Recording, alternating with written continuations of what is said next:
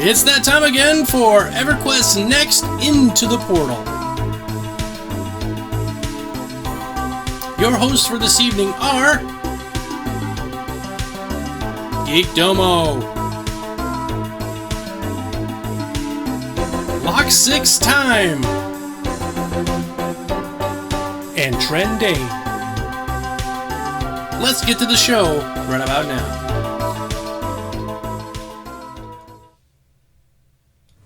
Hello, everybody. Hello. Trendane has a lampshade on his head. Oh, sorry. Oh, I was wondering what that was. They said it was a dunce cap. No, you guys look so cool on your photos, and I look like I've been packed outside a club somewhere. well, it's rather late for you, so. It could have been. Very well. Could have been. Whereas I'm still recovering from a sugar binge from last night, so. Tren. What do you like? Did you go? So it was Halloween. Mm-hmm. Did you do anything special? Well, I used to do a lot of mascot work for like 10 years, like a lot of it. So you have a furry outfit. if I could turn the camera that way, there's an entire room dedicated to the construction of them. But I used to do it professionally, like a lot. And wow, you've got your external speakers on, don't you? Is it too loud? Well, it's echoing a little bit. On your end? I'm sorry. No, it's. I can hear it coming through your microphone, I think, so. Oh, weird. There. Okay. We're getting better at the tech issues, boss. Yes. No, it's okay. I apologize. I have something special to show you guys later. Oh, really? And it involved all these cables. Ooh. So, there might be an echo. There might be some technical difficulties tonight. I have had my computer in pieces for days. So, okay. So go ahead, Trendane, finish your story. Is the echo better, by the way? Yeah, it's gone. It's gone. Okay. It just sounded like things were going through your speaker and then going back into your microphone. It might have been. I could put the headphones on, but then that won't work for our secret thing later. So. Oh, I see. Okay. Okay, go ahead. So usually Halloween is kind of my night off because I do costume stuff all the time. I did do costume stuff all the time, and I was going to wear my housemate's big polar bear costume last night and pass out candy, but the helmet is really small on the inside, so it kind of crushes my head. And no, I don't want. It's too uncomfortable. I don't want to do that. There we go. I got rid of the echo. Is this better? Can you guys hear me? Okay. Yeah. All right. Technical difficulty. We have it every show. We have to. It's part of the show. It's the fourth guest. It is lag or technical difficulties. All right, Locke. What did you dress up as? Pirate Ninja Viking chef. Druid. Don't forget Druid. Druid. I was at work. I'm not gonna lie. We had a great time at work. We have really nice customers. But I was at work. I was making food for people. Were you dressed as a chef? I was dressed as a chef. I wear blacks instead of whites where I work. So I like to say that I'm a Viking ninja chef. And the squid ink ice cream doesn't stain as much. It's a speciality. It's very hard to do. But yeah, that was my night. I'm ashamed to say. But someone's got to do it, right? Someone's got to look after everyone. Boy, I'm just not on the ball tonight. Look, I left Q&A time up. It is not Q&A time. All the time is Q&A time. All the time is Q&A. So for myself, I have 2 children. So we went out trick-or-treating, and we went to a friend's house who lives in like the ghetto of the city I live in. And so I set up. We went over there, and I took my smoke machine, and I got my whole costume on, and it was just a lot of fun. My smoke machine, I figured out how to make it go turbo smoke, and I literally smoked the entire street, and it was so cool because it was really warm last night and kind of damp, so that all the smoke settled, and the whole street had a layer of like Thriller fog, like from Thriller, that low hanging. Yeah, it was awesome. So it was cool. Wow. The whole street got contact high. Now that would be good smoke. But I didn't use that smoke. I used legal smoke. That's amazing. Trendane has a jet flying overhead. Is it? I think it's the Air Force. Is it? Maybe Yeah, we're well- being invaded. The NASA Ames Air Force Base is like right over there, and I'm right in the glide path. So Nice. It's always the best apartments. They get them really cheap when you're in the glide path for a military base. this is a house. Oh, I'm sorry. Okay. Well, you said you had a guy living above you that was like sawing something the other night, so I thought you lived in an apartment. No, I'm that was sorry. next door. Oh. What are we doing? This is topic number 1. Yeah, we haven't got to What's this. up with your life? Yeah, what's up with your life? It's just getting worse. It's starting. So it's amazing. Well, at least we're still streaming. Sorry, The computer I'm hasn't sorry. crashed yet, which it did 4 times when we were making the call. Okay. So And I know that's not tea. What are you drinking? It's some kind of soda, and I Vodka. couldn't see what it was. he drinks Dr. Pepper. That's his thing. It had a weird label on it. It's right next to you. Grab the bottle. Where was that? Okay, it's not as weird as I thought it was. Yeah, it's just regular Dr. They have a weird sized bottle, though. Their 1 liter is weird. Okay. Topic 1, tangent, yes. Everybody, this is EverQuest Next Into the Portal. A real EverQuest Next discussion, and we always do this in the beginning of the show, just kind of BS for a couple minutes, make sure everyone can get here, and then we can get all our tech issues figured out. So I think we can roll now. Okay. I think. Knock on wood. Just wanted to point out, it is about EverQuest Next. You haven't just tuned into like 3 old guys rambling about.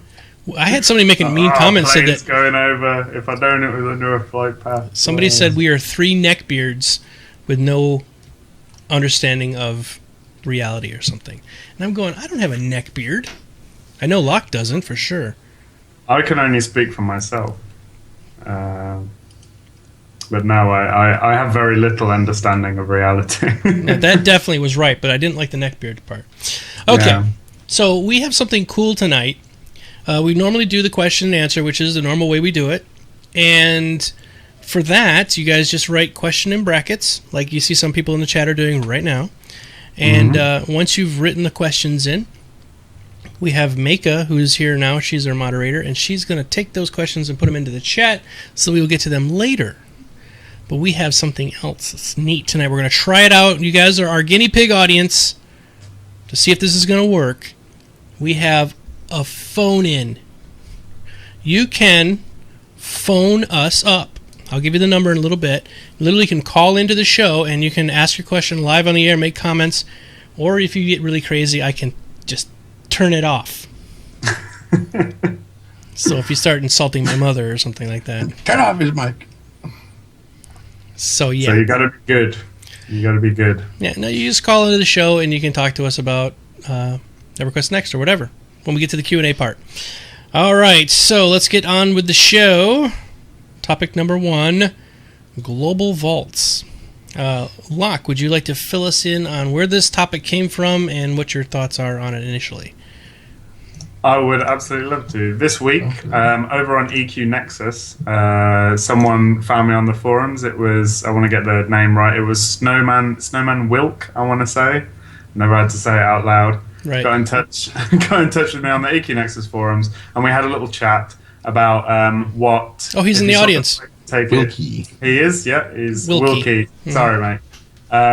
We had a little chat about how the idea of the vaults that we saw in the Break It, Take It, Make It development diary video would impact the global economy of EverQuest Next, and so here we are, and we're gonna have a little chat about that. Little chin wag, as you say. Little chin wag. Is that a British thing? It Or is that- totally. We don't wag our chin unless you get a double chin. Chin wag, governor.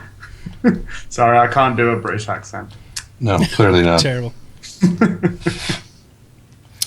All right. Leave that to me. So, what is the overall thought about this? The vaults that they were talking about are going to be, you'll be able to build a vault somewhere that's yours, and you'll be able to put stuff in it anytime you want, right?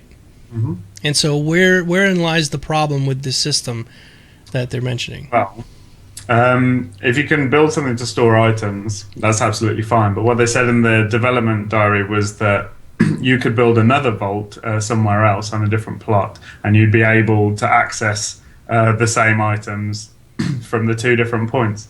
Much like a bank would work in a normal MMO, and we talk a lot on this show about how the economy is going to work. There's still the raging debate about whether it should be a global or local auction houses, or if there should even be auction houses at all. And a big part of that is because a lot of people want to. A lot of people. We see a lot of people asking for movement of resources to be an important thing within the game. And obviously this kind of means that if you just have 2 vaults, you can immediately transport as much material as you want all the way across the world without having to worry about it, which takes a lot of the play out of that side of the game, the trading side. I'm terribly sorry, a little bit of Dr. Pepper. Coming back to bite you. Yeah, coming back on me. So I suppose that's the question, isn't it? Is it going to be an economy breaking thing, or is it going to be just a convenience feature that we're not going to be able to do without in Landmark? I think Live It Up's just said in chat it'll be in Landmark but less likely in EQN, and yeah. I would probably go along with that. I'd say in EverQuest Next Landmark, it makes a lot of sense, because if you have to build it, it means you can only build one on your plot that you have. Mm-hmm. So first and foremost, you're going to have to either have another plot, or you're going to have permission to build on another plot before you can even do that. So will players exploit it? Probably. Well, definitely. People, players will always exploit systems like this. But will that be meaningful? I think in Landmark we're probably gonna see a lot more kind of fluid exchange of materials for building, because they want people to be able to sort of freely build whatever they want in a given area, because obviously that's better for the players, because it gives them more freedom of choice in what they build, and ultimately it's better for Sony as well if people can build things easier and people can build more elaborate things easier, more things in the player studio, more money going through the game. Everyone's a winner. Yay! So Omid just popped in. He says you can also use your friend's vault to access your stuff. Also, hi Omid. Oh, you can use your friend's vault to access your stuff, but would that have to be on a plot that you had permission to build on? Or I suppose this is stuff that's going to be worked out in beta, isn't it? Yeah, we'll probably get a more of it clarified. What are your thoughts on this, Trendane? A couple of them. Okay. Oh, you want to know what they are? Yes, please elaborate. It does make for a better show if we actually communicate these ideas. Yeah. Thinking things. We could all just stare into our cameras for a couple hours. That would be terribly avant-garde. Yeah, with like some kind of show I could see in France or something like that with just Finn at the end, It was not quite enough sneer for that, but anyway. And apologies to all the French people in our audience. Oh, yes. We didn't mean it. We meant that. I did. I was just going to say the Englishman probably meant that. Yeah. So, because we know you guys love each other so much. Anyway, so first and foremost, it reminded me of an old gypsy wives' tale, not wives' tale, but an old gypsy belief that whenever we're separated from our family and whatnot, we're not really separated because all campfires are connected by their smoke. So we're all sitting at the same campfire no matter how far apart we are. That's cool. Kind of ties in with that in an extremely tangential kind of way. But I can see, again, like you were saying, Locke, I can see in Landmark, I can see it being, and I keep casting shadows on my face. It's like a Chinese shadow puppet theater. I can see in Landmark it being very, very crucial to making building a lot easier. And I can see it being somewhat detrimental in EverQuest Next proper. So what they're going to have to do is they have to even, at least in my opinion, they have to even further push these are not the same game. Because people are going to get used to doing it in Landmark. And if they don't have it, when EverQuest Next comes around, they're going to flip their shit and they're going to freak out and they're going to say, damn it, I want this back. And either Sony's going to cave and give it to them, which is going to make the game easier, and they're going to start pushing towards WoW, where enough people bitch about something, they push the easy button, and it detracts from some of the really nice aspects of the immersive aspects of the game. Or they're going to say, no, this is our game, this is the way we wanted to build it, and they're going to have to deal with the fact that they're going to lose some of the lazier subscribers. I agree. Absolutely. I think it'll partly depend on how important the economy and moving materials around the world is. I think obviously if it's an important part of the economy, it'll have to be something that they just say flat no. But then as well in EQ Next, how could it work? The idea of building a vault, we don't even know how we're going to be able to build housing and guild halls and all the other wonderful things that have been hinted at. So would we even be able to connect anything to anywhere?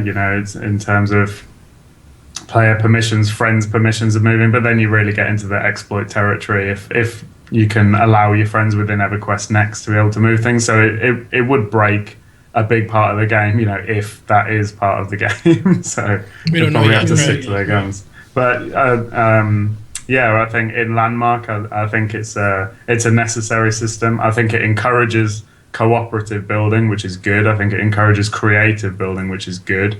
Hopefully, if we have to go out and really explore and, find those hard to reach materials in the first place, I think that would be cool. I think if there's a strong exploration element in Landmark, but then once you have found the stuff, if it's quite easy to share it with other people, that will probably be of a benefit to everyone.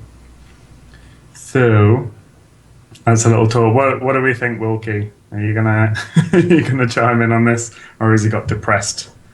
Hearing us go on about would Wilkie like to call in? We could try out our new thing with Wilkie. He could actually give us his thoughts on this. Let's experiment on that. Wait. Yes, this is a guinea pig show, by the way.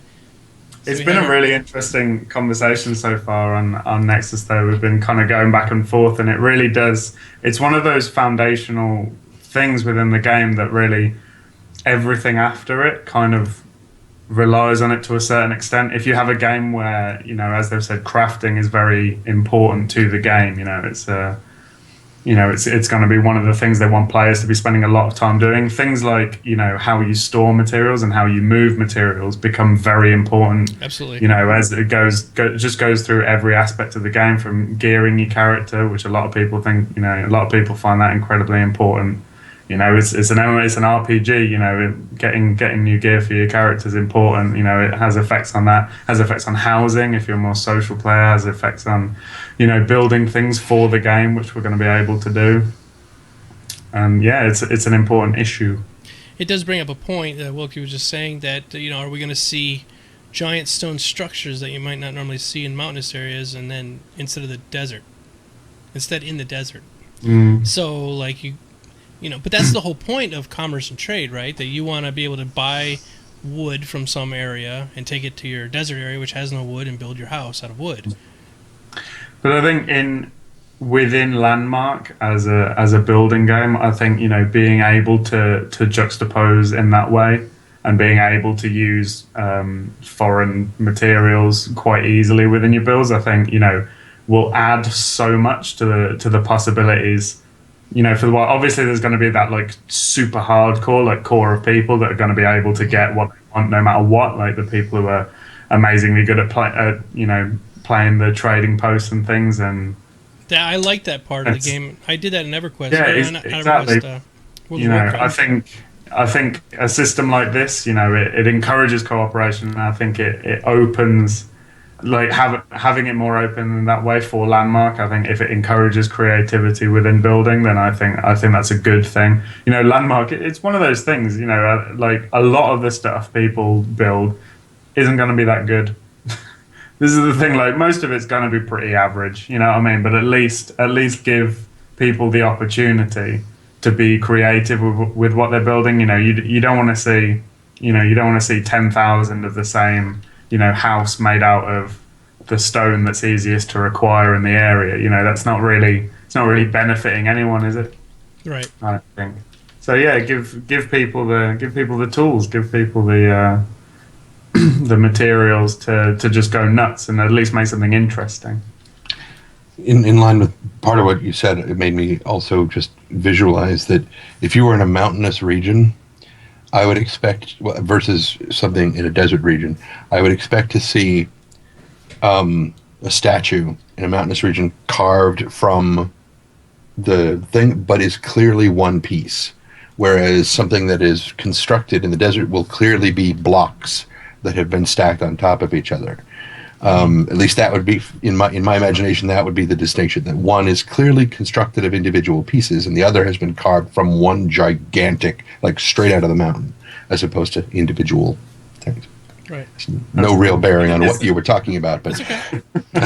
Yeah, it's aesthetic choices like that, because that's a great idea. It'd be brilliant if you were building on the mountain to have it, what's it called, the thing in America with the president's faces on it, Mount Rushmore, yeah. Mount Rushmore. I know that because of the Wes Anderson movie.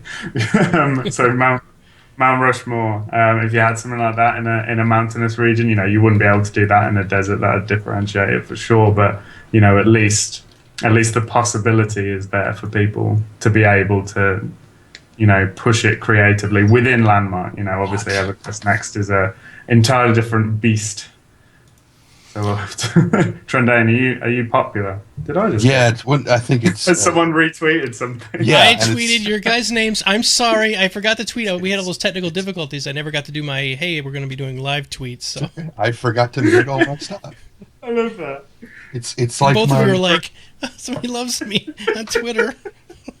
It's like my daily vlog. Whenever I do that at night, I always forget to turn these things off, and it is freaky how often I'll be recording my vlog, and I'll be like last night. I said, "Hey everybody, happy bang," and they both go, "Oh my God!" Every time. Sorry, my bad. All right, on to topic number dos. 21st century is that? That's hilarious. I know. It's first world problems. Sorry. Yeah. God, I was just interrupted on my tweet. Okay, who's going to be the first person to build the giant statue of Omid in Landmark? Omid. Omid will? No, he's got minions to do. He's recruiting them right now. He's recruiting them right now on Twitter. It reminds me of that Futurama episode where they were all slaves building the big statue of, what's his name? I couldn't think of his name. It's okay. I hardly ever watch Futurama, so I don't know what it is. Bender, yes. So it's they are all building this great, big, huge monster statue of Bender. Go. Omid says, great idea. So it is written, so shall it be. Thank you, Mr. Brenner. Things didn't turn out so well for Bender in that one.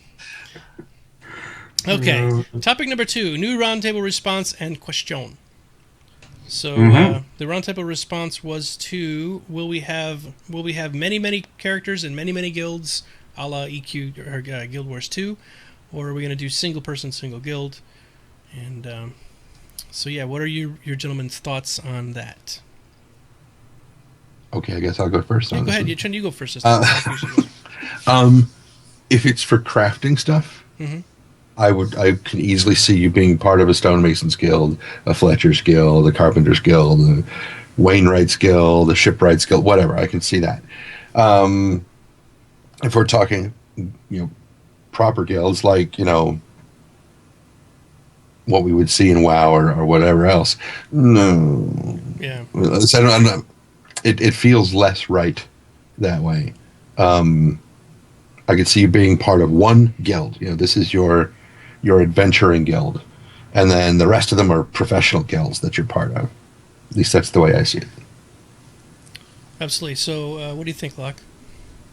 I agree with Trendane. I think that a guild should be for a thing. I don't think I'd rather see us be able to join multiple guilds of multiple types, but in the way that Guild Wars 2 did, it's the example a lot of people use. But Guild Wars 2, you can join multiple guilds, but they're all completely separate. There's no way to link any of those at all, so it becomes like a series of islands, which never really had connections between. I think when they were designing the game, they expected to be They expected people to be kind of hopping in and out of different guilds and like spending time with different groups of people to do different things. And I think they thought it was going to happen organically. But, you know, as what tends to happen is, you know, you get sort of groups based on real life groups of friends, and you get really, really massive, like sort of casual, you know, just massive, like mega guilds where it's just people who want to be able to play with other people at the drop of a hat. And then you get like the hardcore raiding guilds. And it all felt like, you know, there was no real sort of movement between any of them. And one thing that David Georgeson said early on, which I really, really liked, is that they want a lot of different types of players kind of all together, you know, sort of influencing each other and actually improving the play experience by having those different points of view in. And I think, you know, a guild system these days, you know, it's one of those things like you really feel like there could have been more iteration and progression on a system, which at the moment, a one guild system is basically, you know, you have your one group of friends and it gives you a tag above your name and another chat channel. And, you know, what else is it? You can give people ranks. Why? You know, like, so you can have structure, but it doesn't facilitate social interaction beyond that one little unit. There's nothing else coming from the outside, and there's nothing going out from it either, you know, other than the overall reputation of the guild. But I'd like to see a system where it was more fluid, like there was more play between, you know, an alliance system, what Trendane was talking about, different schools of crafting and things, just to get people mixing a bit more. Yeah. There's Star Citizen. I don't know if you're following it that much. I'm familiar with it. I know Trendane is. He's on this show there. But no, it's fine. But Star Citizen has a really great idea, and there are different guild types that you can set up. You can set up, and I'm not saying they have to copy this. I'm just saying I'm using this as an example of another modern MMO that's coming out with some different ideas for guilds. You can come in as like a corporation, which you would have a president, vice president, CFO, CEO, and you set it up just like a corporation, and you have people in different departments that do different things. And you also have sort of a military style, which you got a general or supreme commander, then you got his generals, and you have all the underlings underneath there. But then you can also have a cult, which is a single person that everybody reports to directly. What was some of the other ones, Trendane? There was the different there's a corporation. Yeah, I remember the different organizations. Yeah. Each one has its own sort of benefits and pros and cons. So I don't know if they would ever consider implementing a multi-structure type of guild system, but I think maybe that would be pretty cool to see that. Yeah, I love the idea of multi-structures. It's interesting. A lot of the negative feedback from having multiple guilds seems to be people saying, if you have multiple guilds, then, you know, there's no loyalty. You know, you can't keep people in your guild if they can just leave. And I'm like, well, your guild can't be that good. You know, like, is that really loyalty? If no, that's oppression. But there are exactly. people that like that. There's people, though, isn't it? So yeah. You get people going, oh, I don't put all this effort into running my guild, so people can just leave. You know, it's like, surely part of your job in running a guild is, you know, attracting people, making people want to stay with you, and look at all those other guilds and go, oh, they look fine, but not for me.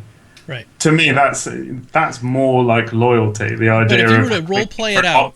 But, you know, sticking with the one because you're like, you know, this is my guild, I've had a great time with them, they're really good friends. Not like, oh, I could leave, but, you know, I'm a sub raiding officer for the second raid team, and, you know, if I stick it out through this round of raiding, I might become a class officer for something. It's silliness, isn't it? It is, really? But certain people like that kind of thing. There are people that are players that want to be told what to do all the time. Yeah, exactly. Which is why different guild structures, and you know, as you were saying, the way they're doing it at Star Citizen, I think is a great idea, because then, you know, people have an idea going in what sort of thing it's going to be like. And I think, you know, if you had different mechanics for the different groups, if you had different ways that they could be, you know, attached to each other in different kind of alliances type systems, I think it could be really interesting. And I've gone full screen, so I feel like I have to talk. Sorry, that's okay. I was grabbing something because they were talking about building statues to Omid, and Omid said he'll give away sweet prizes to people that build a good statue of him. And I thought, this would be a really great statue. Well, When he says sweet prizes, what he means is like 75% off Halloween candy that he just picked up at the store on the way this morning. Yeah. I reckon it's just a massive troll, and like day one of Landmark, we're all gonna log in with our brand new characters, and it's just gonna be a sea of Omid statues, just as far as your computer will render, starting off the same height as your character and just getting gradually taller. All and with taller. different haircuts. All with different haircuts, every single one. I want to see Afro Mead. I want that Domo head. Big. Fromede. Yes, this is the Argonath, I think they were called, from Lord of the Rings. Yes, the Argonath. Yeah. Argonath, yep. I have both of them, but I didn't just grab the one. Okay, so, yeah, I guess that's good. What are your thoughts there, Trendane? About the Argonath? No. Oh, about the guild structure thing. I think that as long as it's not a dynamic, if they're going to do the way that we just mentioned about it in, excuse me, oh my god, oh no, he's gone full Harvey. It was the gypsy thing. Omid wanted me to talk more about gypsy, so I had to bring that up. Talk as Harvey as a gypsy. Harvey as a. Oh God, I don't know if I can process that.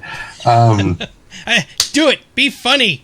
It reminds me of the Flying Karamazov brothers at the Orpheum Theater in Dallas when they did a Comedy of Errors, and the queen of the gypsies was a drag queen, and it's like, sing me a fairy song, my favorite, and I'm just like, oh God, I'm trying desperately. It's just a train wreck. Anyway, no, I'm not going to do Harvey Gypsy or Gypsy Harvey or something.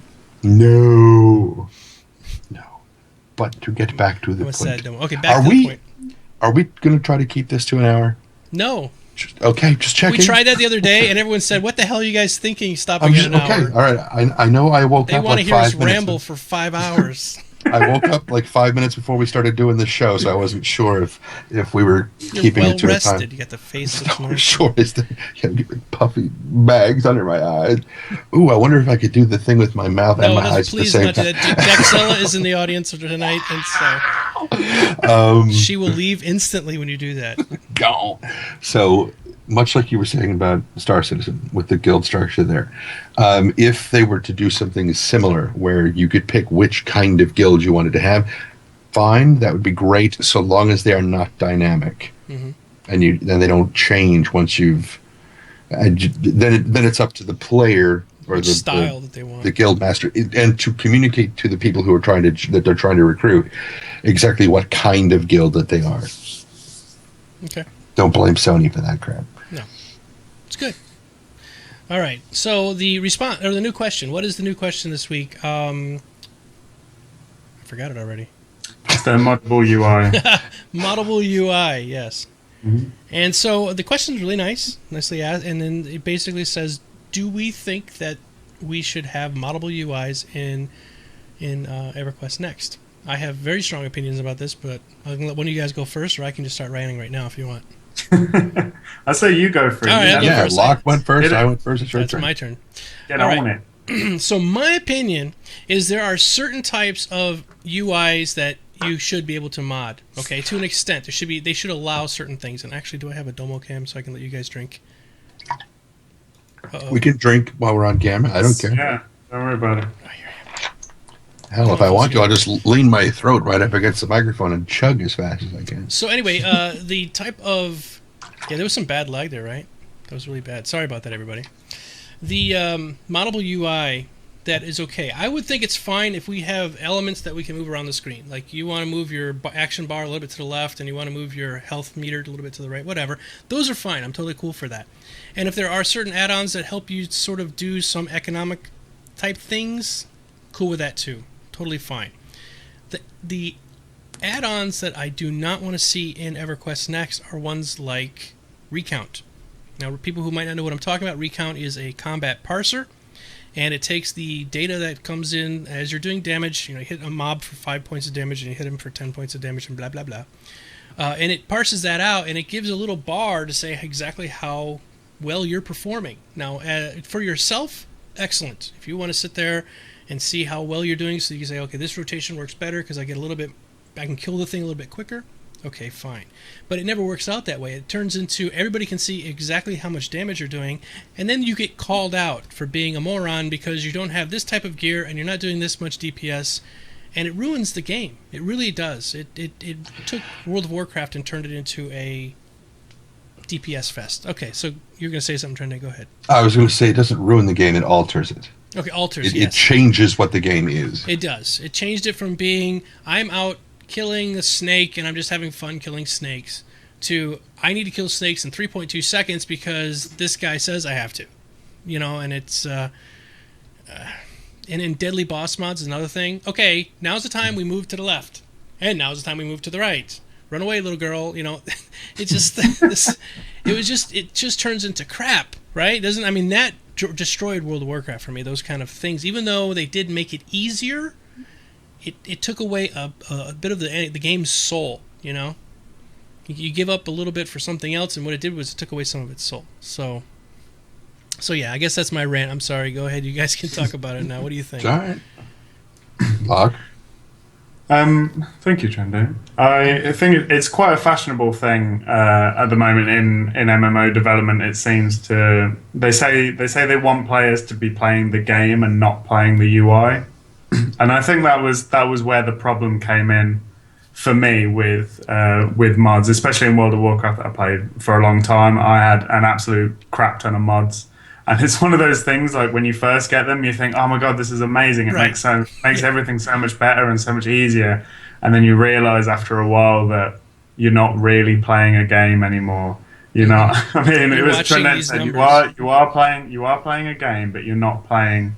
You're not playing the game that you originally wanted to play, or even I was a tank for a long time, and you could get what were they called? Tidy plates was a mod that it changed the health bar over mob's head, and you could get a threat plates thing for it, so it would display above every mob's head whether you had aggro on it or not. When it was in combat, and it's things like that where it really does take you out of the game completely. And I think things like recount, are annoying because it encourages a certain style of play, like as Domo was saying about min-maxing, which is irritating. But personally, I'd rather play a game where things like recount, like the purpose of combat wasn't to do as much damage as possible.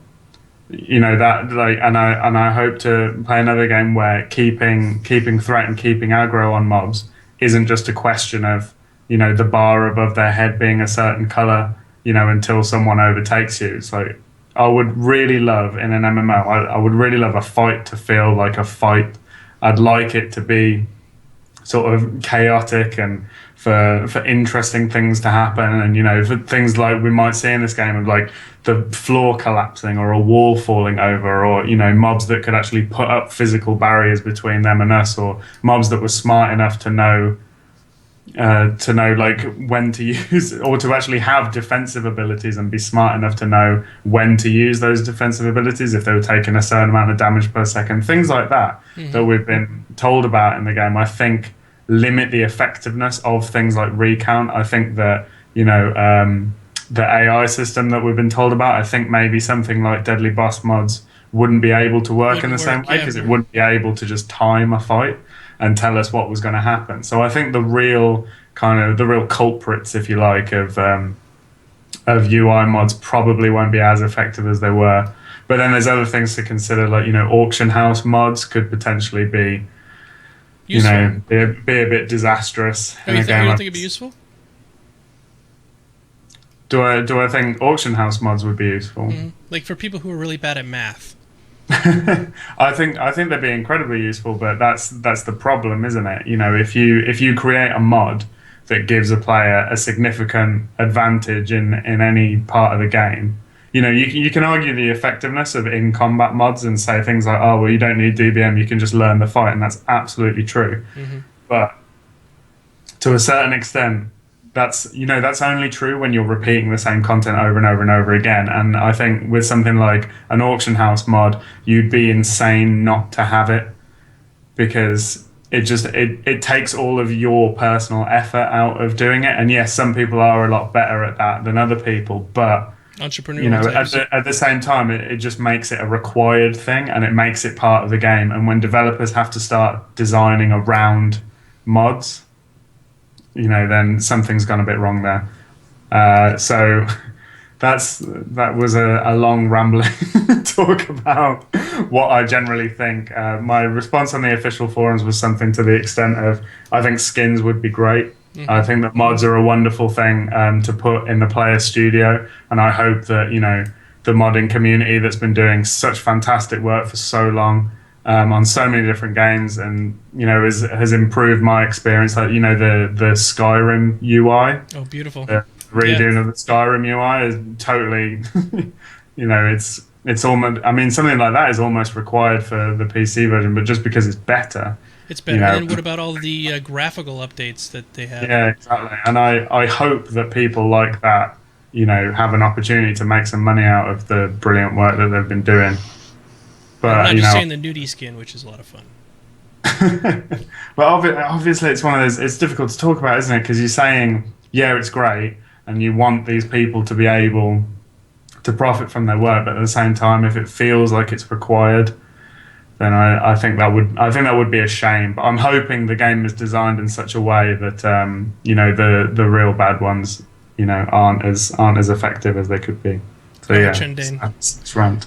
It's all right. /rant. All right, Trendane. What are your thoughts? You're going to say I agree. Nice and simple. No, I think when I first logged into EQ2 after like a year and a half away, things had changed so that you could, move segments of the UI, and I was like, oh my god, and I started, moving everything around. I was like, okay, this is awesome. EQ2. I've never played EQ1. Oh, EQ1 did that too. It was like anyway, it changed. And I thought, okay, that's really cool. And when I first read this question, that's what I thought they were talking about. And then I realized, no, they're talking about more than just that, because I actually stopped and read the different answers. I was like, oh, okay. Helps so much when you read the whole thing. Yeah. It's like quest text. Read it all. There's important information in there. I can't find this. Every last word. I skipped through a lot of quest text.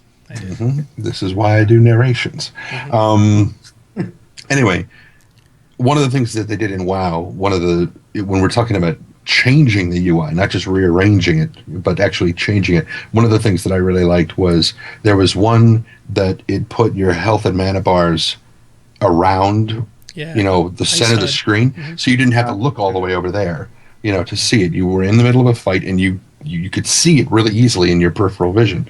And I thought that was really, really awesome. That was great. That didn't alter the game for me. That didn't, make it, okay, I have to hit this button in exactly 0.6 seconds if I want to get the maximum DPS out of this thing. Altering some of the elements to making them easier to see or hide them better, like what we were talking about with Skyrim and with Fallout New Vegas. This is why I love watching Gopher's Let's Plays on YouTube. Plug. Because he covers a lot of UI mods and stuff that really add to the game by taking away, in my opinion, from the UI and make it as minimalist but still fully functional as possible, which I really, really enjoy. Me too. I don't like 80,000 buttons at the bottom of the screen, which is what WoW turned into. You didn't use half or 3/4 of them. You only used like 5 or 6. So that's a whole different conversation. It's the impression of complexity, isn't it? Mm-hmm. When they make it more and more complicated to make it feel like you're doing something that you're not.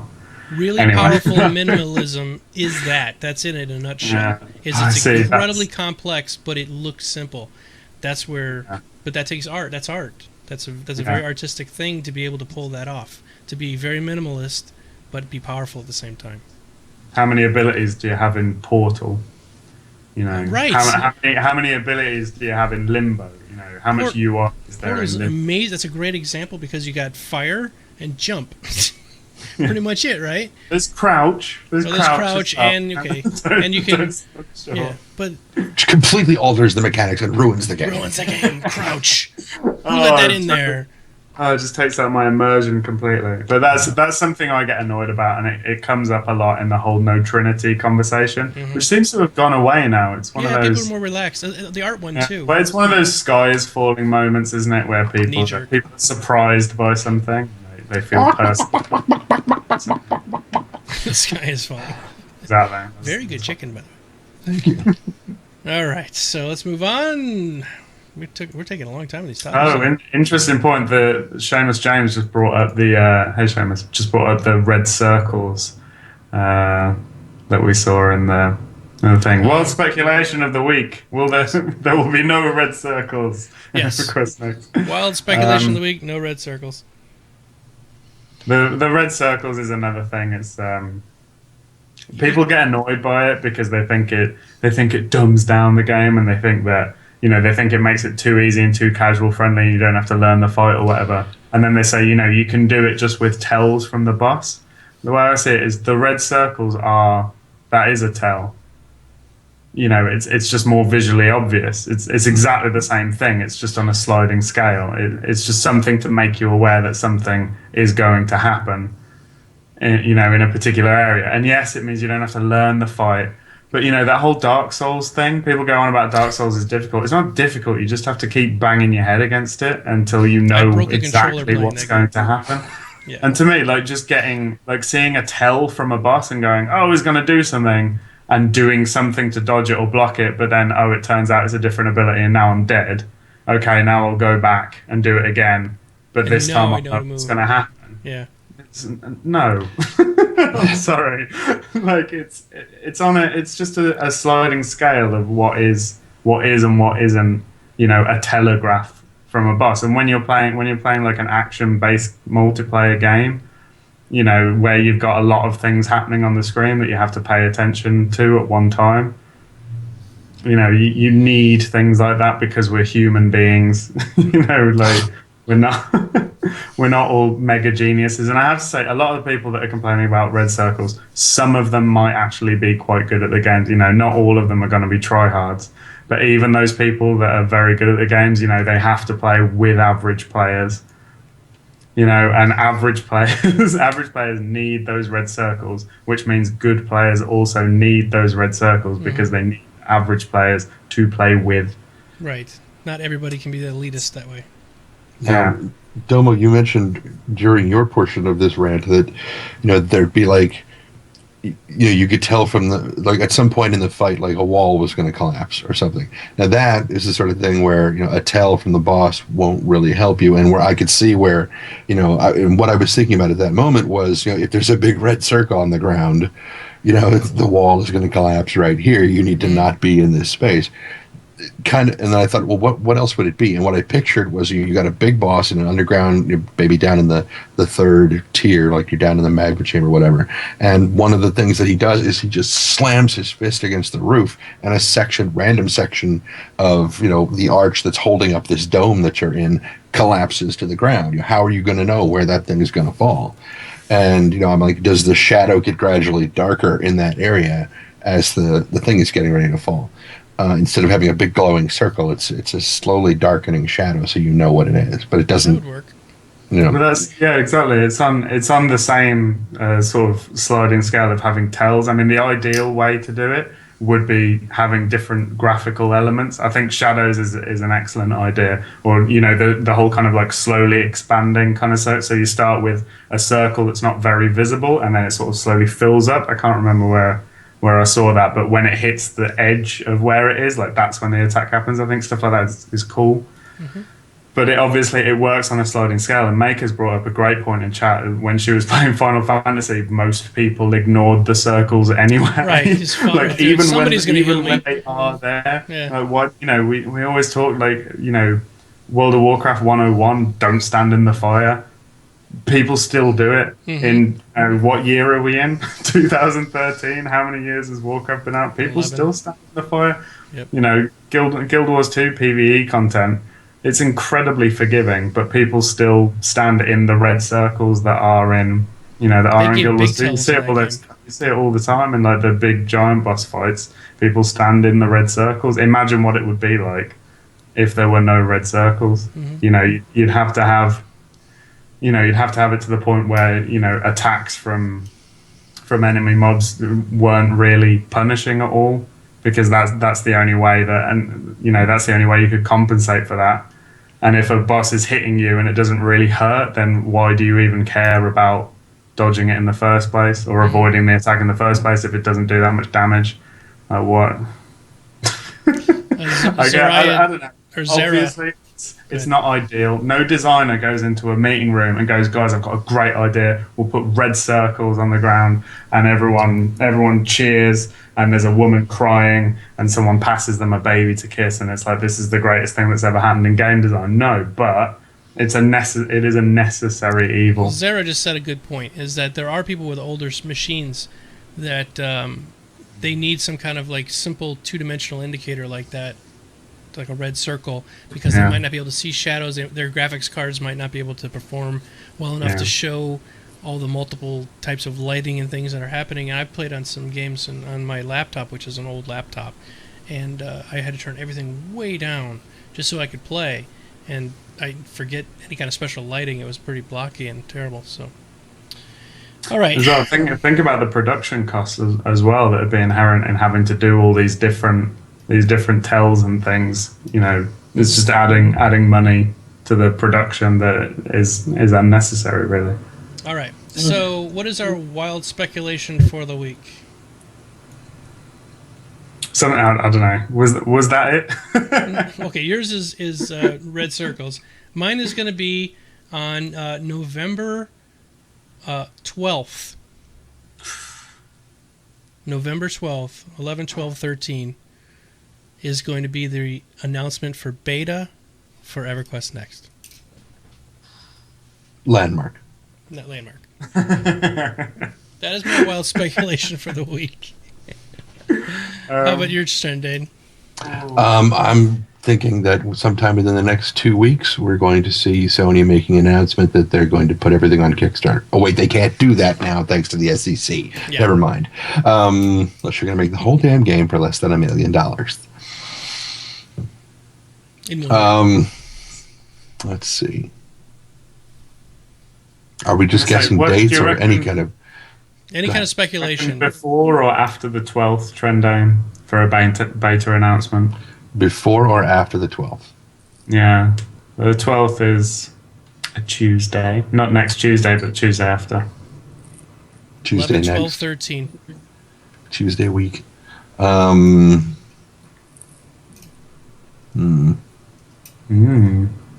kind of like Tuesday. Yeah, I kind of like Tuesday. Yeah, I'm feeling Tuesday. See, if I had to put money on a big announcement, I'd say, I'd say next Thursday the 7th. Mm-hmm. I think it'd be earlier than the 12th, but obviously you don't want to do it too close to the weekend. Yeah. So I think maybe this is just the announcement. It doesn't mean the beta is actually going to start. Maybe they announce it on your day and then actually start it on mine. Could be, who knows? But I think we are getting to around the time of the 30 days that Dave Georgeson mentioned a while ago. I know that Omid was on Reddit starting fights with the fan base the other day. Don't do that, Omid. Reddit is a cruel mistress. She's bad over there. I genuinely lolled when I saw that. I thought it was so funny. Anyway, yeah. But he did say around 10, which kind of that puts us at Saturday the 9th, I think, which is my birthday. You were drunk, huh? Okay, fair enough. You're always drunk. That's not an excuse. What we're gonna say? No is there going to be a live stream next Wednesday though? Because they've been talking about that as well. Any confirm, deny? Live stream on Wednesday? Let's just go ahead and confirm it. We do it for everything else. Yeah, we are just totally... Remember, everybody, we are not developers. There are some in the audience, but we have no idea what we're talking about. We're just shooting this stuff. Yeah. All right, so here we go. We're going to go on into our next big thing, and here we go. Nope, we're not doing that one. Q&A time. I don't know why that struck me so funny. It just... Nope, it's Q&A time.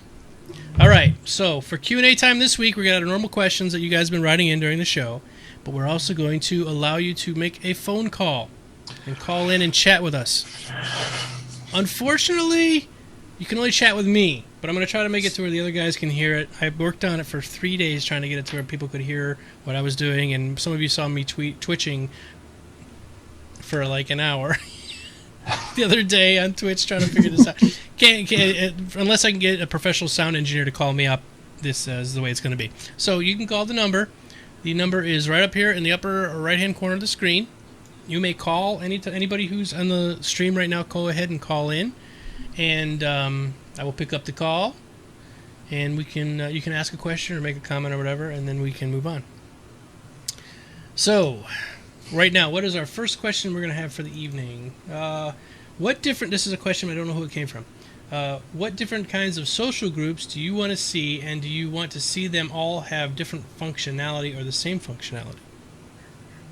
You go. I want to see whores, and I want to see them all have different functionality. Very functional whores. But would some have overlapping functionality as part of that? Well, like a Venn diagram. Yeah, like a Venn diagram. diagram. Like a four-way Venn. Ooh, 4-way. That costs extra. I don't know. My favorite Venn diagram is Frankenstein, Dracula, and I think it's a zombie, and it's Jesus Christ in the middle. I love that. It's funny because it's true. It so is. And It is. Way off topic. So what were we talking about? Frankenstein and Social EverQuest groups. next. What different kinds of social groups do you want to see, and do you want to see them all have different functionality or the same functionality? I would like to see lots of different groups. I'd like to see a variety of combat-based groups. I'd like to see almost like, you know, when you convert to raid. I'd like to see a sort of raid group being like a permanent Oh no, thing. hold on. Has that functionality. So then instead of like having Hold on a second. Pause. Sorry. Sony Online Entertainment is calling me. Oh God. All right, hold on. Hello, caller. Caller can't hear me.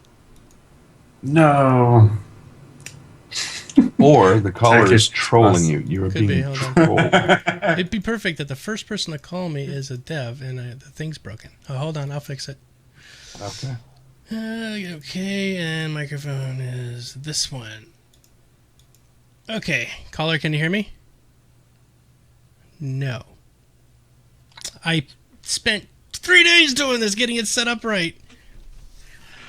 Standard. Well, for what it's worth, we can't hear them either. So, Right. haha, and neener neener. Now, hold on, I'm gonna hang up and call right back. Let me fix something. You go ahead and keep talking, you guys. Okay. Different groups. What was I saying? Yeah. So the different guild functionality is almost separated out into different groups that you can join, and I think it'd be cool if those groups that were for doing a specific thing were quite fluid things, and then you could have groups that were more permanent structures, or that were more kind of general guild based, or more sort of social groups that were just kind of for doing everything. But within that social group, if you're going to do a raid, instead of converting to raid, you have like a PvE raid thing. If you're going to do some like open world, large scale combat stuff, maybe you could have like a separate thing, so you could have, or it'd probably be quite a similar thing, but hold ranks within that makes sense. I can hear him now.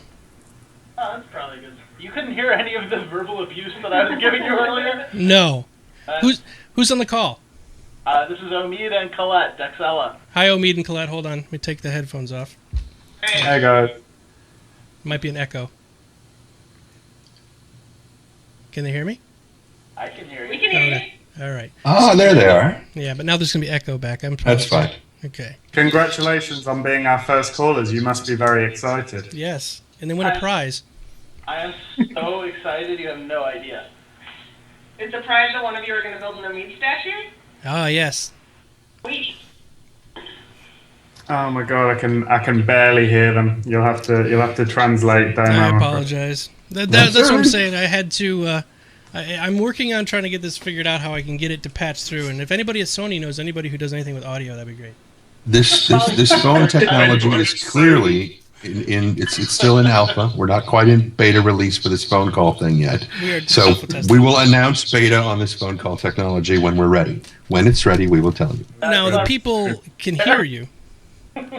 The people in the audience can hear you, just not Locke and Trendane. Oh, good. So we can talk about Locke and Trendane then. Yes, you can talk about Locke and Trendane as much as you want. So I can't tell you Well- how disappointed I am in Locke every time he says anything. You can listen to it on the stream, guys, if you want to do that.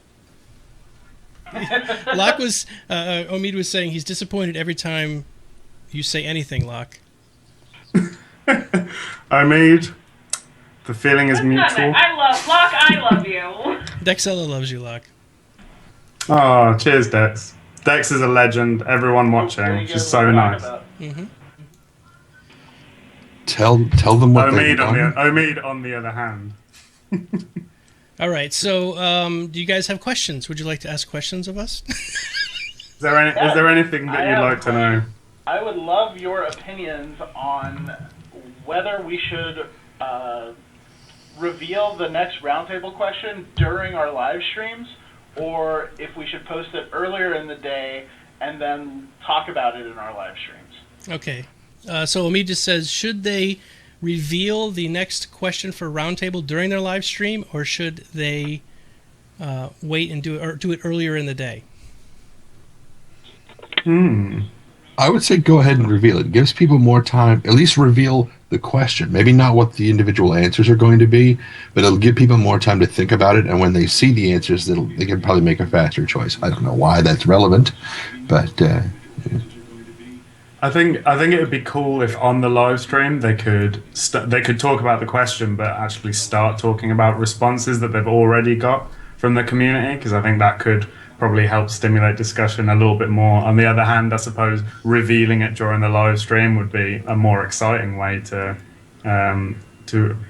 get it out there as a question. I suppose it's a trade-off, whichever, People in the audience are saying that revealing it during the live stream maybe will create a bias.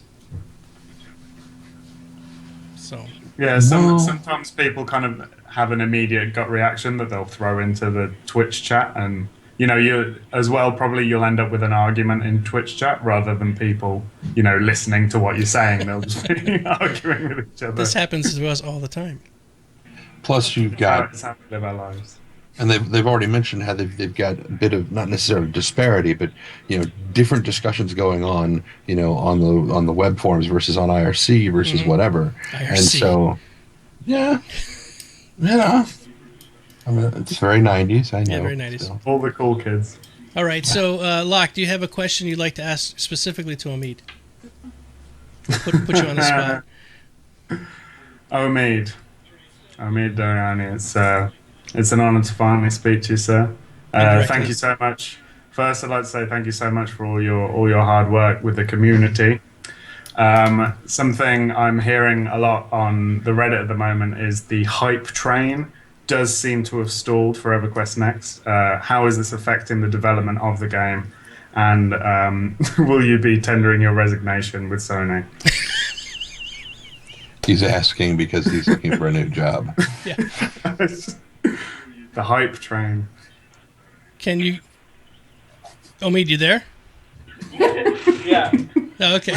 He's already tendered his resignation and is gone We from have the to call. wait for the Just to do the go. delay, so everything's slightly delayed. Oh, there's a delay. Oh, that's right. I'm sorry. All right. So Locke says I'm a bad person because of the hype train failing.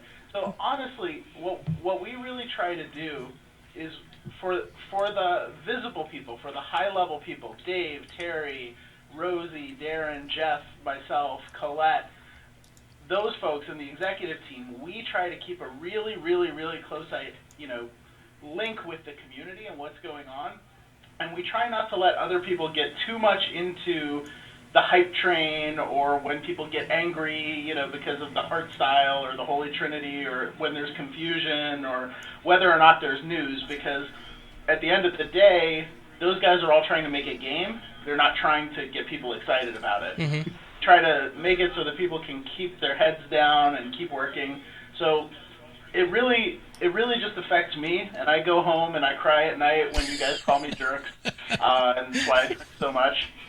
But, you know, for everyone else here, like, everyone's just excited to see how enthusiastic people are and, you know, what's going on in the community. And just every time something like this happens, it really lifts the spirits internally. So we do really appreciate that. Oh, yeah. All right, there's a delay for Locke, too, so give him a second. He can hear it in a second. Yeah, it looks like we're at the UN. And right. Like listening to the you know what? from the Saudi ambassador. I'll tell you what, I mean, fair play for giving a serious answer to a joke question. And, you know, I think that it really shows your strength of character that you can lull us in with this false sense of security when, in fact, you are pure evil. He'll never call in again, Locke, you bastard. Thank you so much. Thank you so much, Amit. I agree completely with everything that Amit's saying, and this whole, like... it's just the internet, isn't it? All right, so apologize. There's a bit of pausing here, guys. That's because we're doing. This is the alpha test of our phone-in systems. I'll get it fixed next time. I swear to God, it'll be better next time. I promise. All right. But I want to thank all you guys. I'm looking forward to hearing the other half of this conversation. Yeah, once the video is. Really appreciate it. Yeah, we love tuning in and seeing you guys. You guys have a great weekend. We'll probably have some awkward, embarrassing photos from Dave Georgeson's Halloween party this weekend. So watch Twitter for that. Oh, will do. I just turned down the thing because Trendane was dumping a water bottle, and it sounded like he was urinating right into the screen. Thanks a lot for calling. Appreciate that. And we'll get this thing situated, and maybe next time we can make an official kind of thing, and we can have questions Absolutely. and stuff. We'll talk more. Yeah. Take care. Awesome. Have a good night, guys. Thanks. Bye. Good night, Bye-bye. everyone. I didn't want to talk to them anyway. All right. Sorry. I had to turn you down, Trendane. You sound like you were urinating. I'm like... I wasn't. He was excited. I know. I piddled a little bit. There's so many people in chat right now that would have loved to have had a talk with those two. Oh, you were... Anyway, so I apologize, Trendane, and give you a chance to talk to him. Okay, I didn't want to talk to him anyway. Omid says people often pee their pants when I talk.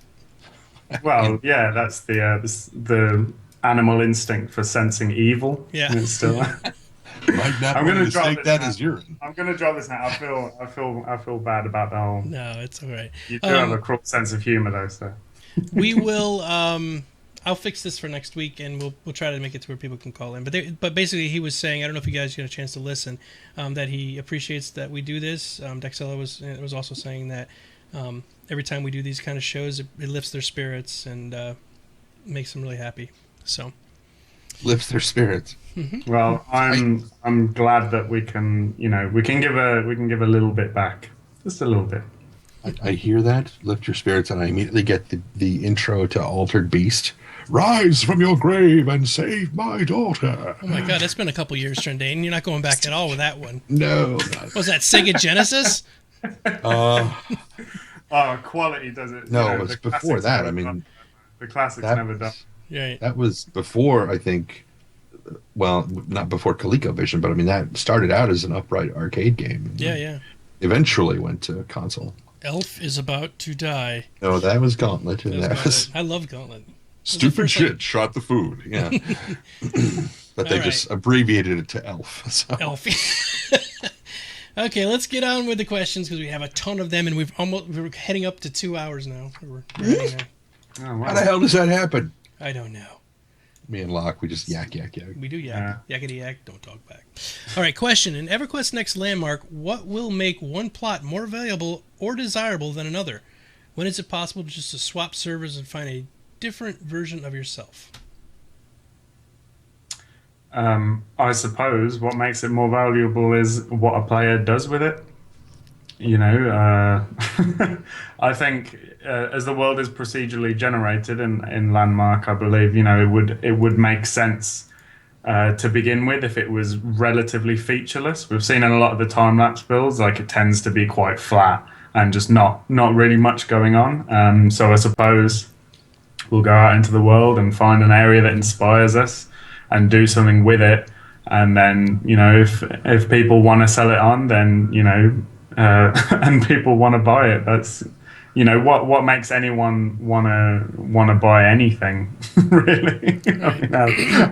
How do you answer that question? But I suppose, it's if a player makes something that would be a desirable starting point for another player, or if someone had made something that'd be very good for a guild to move into or something, perhaps that could be something. Or if someone just picks up their plot thing and just leaves and goes somewhere else, maybe people will move into that. But it is a good question, but I'm not sure how to answer it. There's so many cool things I want to build in this game, because somebody just mentioned Fortress of Solitude. You can imagine doing that in like some icy, snowy area. Wouldn't that be awesome? Yeah. I want to build loads and loads of huts that look like first night Minecraft huts. Just squares just everywhere. Just litter the whole world with them, so people think it's a feature. All right, Trendane, what do you think? Well, what came to mind when all this thing came up was like, how do you know? I mean, with my luck, for example, I will go out, I will find a plot, I will plant my little flag and say, I claim this chest in the name of France. And back to French again, aren't we? Yes, exactly. Why do you think I got this outrageous accent? Really ragging on the French today, eh? Well, yeah. Why? What's going on? They make some good food, though. They do. And cheese. And mustard and wine. Fizzy wine. And chocolate. But then the Germans make really good chocolate. We're talking about Omid losing track on the hype train. We're derailing the show train. This is why I don't play Rail Simulator. Go in that corner. You're killing the hype. The hype's dead. I'm gonna go and write a 2,000-word piece on Reddit about how much I don't care about this game. So now I would go out and I would plant my little, claim my plot, and I would start. I mean, I would probably walk in and say, "Oh my God, this is exactly where I would love to put my little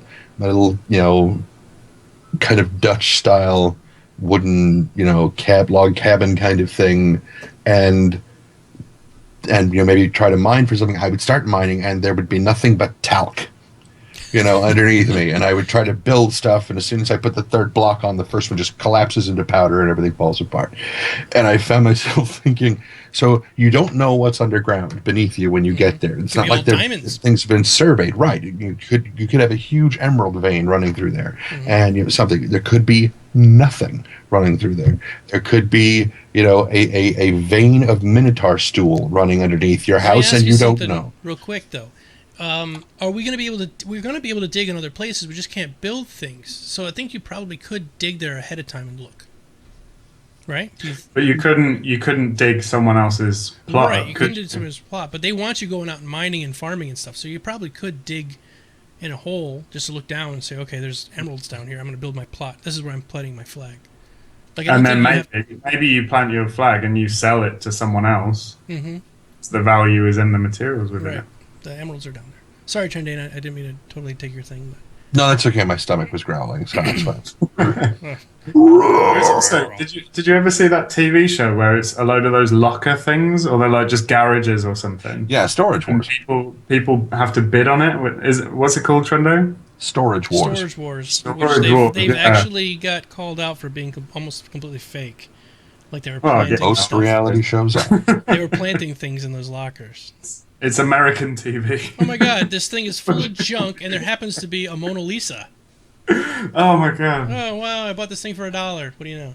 But it's cheap drama, isn't it? That's what make it. Maybe that could be a fun thing for players to do in Landmark. Yeah. So in a sandbox. All right, we got a really drilling one here from Mr. W.J. Bullock. Does Brad McQuaid's announcement that he is working on a true successor to EverQuest 1 have any impact on EverQuest Next? Who? That's what I said. That depends. That depends completely on the art style of the characters. Nothing else. Nothing At all. That's the one issue. You know. No, it doesn't. Steve McQueen, isn't he that race car driver? Yeah, Steve McQueen, and he's doing a bullet. It's the Brad McQuaid thing's still a very, very long way out. It's gonna be a Kickstarter thing. You know, he's not going to get more than $1 million a year, that's for sure. Yeah, the SEC just came out with a thing saying that corporations couldn't get more than $1 million. Now, there's actually somebody clarified it for me the other day, Trendane. So it looks like what Star Citizen is doing is fine. Any other future ones are fine. It's what some places not like Kickstarter were doing is they were selling shares of the company, and that's where the SEC got involved. Oh. So you would donate a $500 or whatever to crowdfund, and for $500 you got a T-shirt and you got 10 shares of the company. So that's the illegal part. That's why I was asking, how does this fall into their purview at all? Right. Once you start introducing shares, then yes, okay, fine. Yep. And so they're in whereas they said they can only do $1 million a year. Mm-hmm. All right. So I guess about the Brad McQuaid thing, I have no idea. Personally, I've not even seen anything about it. So WJ Bullock, if you could put it in chat, maybe like a link to what his plan is. I've not even seen anything about it. And I think it'll be great, but I think it'll be a very niche product for people that like that older style. In the same way that Shroud of the Avatar is going to be great for people who love the Ultima Online days, and Camelot Unchained is going to be fantastic for people who love Dark Age of Camelot. But all those games, they're really looking back. They're like, taking those features that have since passed, and some of them are great, and some of them, shouldn't have ever left in the first place. We talked about this the other day, or another show, but a reason a lot of us are so nostalgic is because it was our first fix, right? It's like our first heroin fix, and we want to keep trying to get that back. But when you go back and play those old games, they were terrible. Yeah. Spending an hour and a half in Ariak was a lesson for me that I don't want to ever go back and play. I don't ever want to go back and play EverQuest 1 again, because I was like, I love this game. It was just so amazing, and it was the seminal game that got me into MMOs and blah blah blah. And I went back and played it, and I was like, oh god, that's why. I mean, that's why I'm so excited for EverQuest Next, though, because they have such a rich history of designing great games, but at the same time, they're looking and saying, it's in the clue is in the title. It's called Next. They're looking and saying, all right, the technology we have now, which far surpasses anything that we had at the time of making. There's a lot of stuff they're doing now that I'm sure they would dial-up modems for EverQuest. What's that? Sorry? EverQuest 1, we were using dial-up modems. That's how old the tech is for that. Exactly. Real quick, Omi just stuck a knife in my side and twisted it around a little bit. Dave Georgeson just texted me that we're all invited to the Halloween party. Oh, that I can't attend. And maybe Trendane can go. They're having a Halloween party in November? Yeah, that's what I was wondering. I think it's a joke. It better be. Because otherwise, I'll go down there. I will go down there. And if I show up in a polar bear costume in San Diego and they don't let me in, somebody gonna die. All right. Omid said that this year's it's tomorrow night. Oh, okay. So you can go, Trendane. You can go in your polar bear outfit. I'm gonna eat your face like a Klondike bar. All right. So Trendane is going to be our official representative at the Halloween party. How far away are they from you? It's like 4 hours or something, right? It's almost 600 miles. Yeah. Okay. So it might not be something you can go to either. I'll tell you what, Trendane, I'm going to be taking the private jet. So what I'll do is I'll go over the Atlantic. I'll pick up Domo on the way. Then we'll go West Coast. We'll pick you up. And then sort it out. He also said EverQuest 1 crashed the internet in San Diego. EverQuest 1 crashed my life. Which is more important, really, your life or the internet in San Diego? I mean, think about all the babies born because of EverQuest 1. What are you talking about? I didn't have time to have sex. I was just going to say. I was talking about the other people. Oh. Filthy casuals with their physical relationships. I remember those. Yeah. Before I discovered Telnet. And IRC. Okay. Yeah. It's the technology. The technology available now. We talk about it all the time. Voxel procedurally generated world.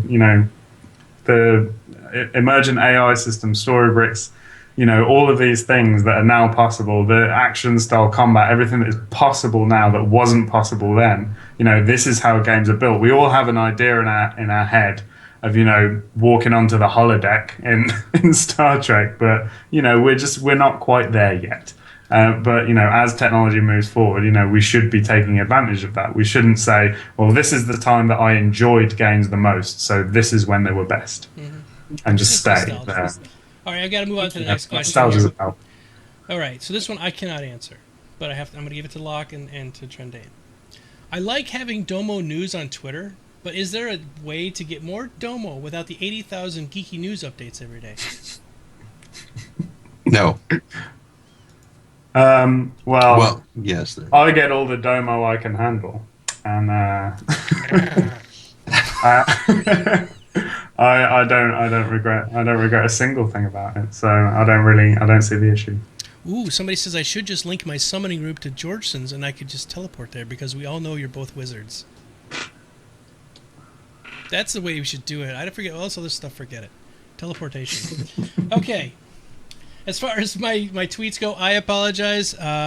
When people follow me on Twitter, I give them a big warning. I do tweet a lot. See, what I find amazing is that you'll be like doing the phone test, stream that you were doing the other day, and the tweets are still going out, right. And I'm watching you, and you're not typing away at that stuff. And I'm like, I'm a wizard. I really am. Wizard. I have my methods. You're a hairy wizard. I am a wizard, Harry. All right, we're losing people left and right now. Let's move on. Okay. Theater Elf asks. Oh no, wait. Hey Elf, you rule. I skipped one accident. Okay, we'll go to Theater Elf anyway. Do you think EverQuest Next will have 2 moons? And if so, how do you think it might affect the game whole day-night lunar cycle? Ooh. Okay, Omid, how many moons we got? Can you tell us? How will it affect? How many moons? Well, I'm just thinking what he's saying is like if it's 2 moons at night, it's sort of like 2 suns on Tatooine. It's like really, really bright during the day, and it might be really, really bright during the night. It'll certainly affect the artwork for the sky. The tide voxels will be affected by the gravity. I think that's what he was getting at. Is it going to affect the lunar cycle? I would be surprised if it did have a physical effect on the world. But with emergent AI, maybe some townspeople will be werewolves. It could be. And we answered no moons, only space stations. Just space stations everywhere. Mm-hmm. Thousands of them. Can't get away from them. Too many, if anything. All right. Gortek says, how do you think the targeting mechanic will work in EverQuest Next? Class tag targeting, like a format similar to WildStar? I have not seen much on WildStar. Do either one of you up on that game?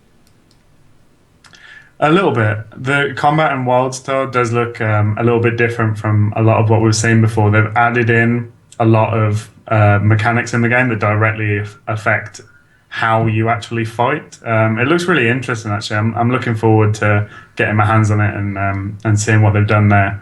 As a system, it's very, very free form. Like the whole idea is, you're constantly deciding, the right moment and the right way to use your skills. And there's a lot of area-based things, like sort of area-based instant casts, But a lot of it's about dodging, and there's various ways to break out of CC and things. So everything you do is incredibly active, and I think that's in a response to having the shortened ability bar that there will be in WildStar. So with EverQuest Next having a quite a short ability bar as well, we may very well see more kind of active abilities that are just generic abilities across classes. That could be one direction they go with, things like dodging and the way that CC is broken and things of that nature.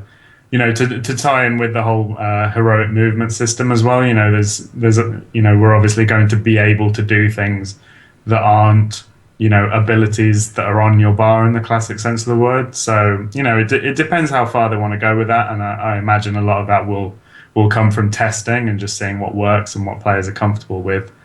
In a third-person game, I prefer a tab targeting system. I don't really like, I don't like clicking to attack in these kind of games as well. It was something that bugs me a little bit about some things, but that's just a personal preference.